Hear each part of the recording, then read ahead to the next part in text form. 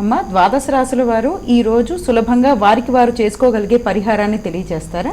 ద్వాదశ రాశుల వారికి పరిహారం ఇక్కడ మేషరాశి నుంచి మీనరాశి వరకు మనం చూసినట్లయితే 12 రాశుల వారికి కూడా ఈ రోజున సాధారణంగా తమ వ్యక్తిగత దైవాన్ని ప్రార్థించుకుంటూ రోజును ప్రారంభించుకుంటారు. ఓకే, అలాగే చేసుకున్నా సరే.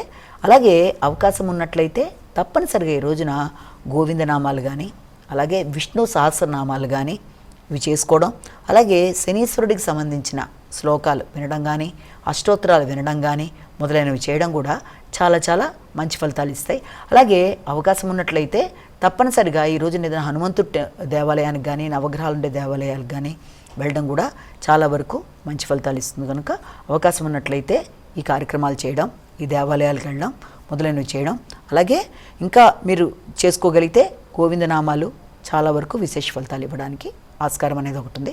ఇప్పుడు దాకా మనం చెప్పుకున్న రాశి ఫలితాలు కేవలం వ్యక్తిని ఉద్దేశించి చెప్పినవి కాకుండా అన్ని తమకే వర్తిస్తాయని అనుకోకుండా తమ వ్యక్తిగత జాతకంతో కలిపి ఈ రాశి ఫలితాలు చూసుకుంటూ ముందుకు పెడుతూ మీ రాశి ఫలితాలు ఏమైనా చిన్నపాటి ఇబ్బందులు ఉన్నప్పటికీ కూడా తగిన విధంగా పరిహారాలు పాటిస్తూ శ్లోకాల రూపంలో కానీ దైవ సందర్శన, దేవాలయాలకు వెళ్ళడం లాంటివి చిన్న చిన్నవి చేసుకుంటూ పరిహారాలు చేసుకోవడం బట్టి చిన్నపాటి సమస్యలను అధిగమించగలుగుతారు. నేటి వైశిష్ట్యం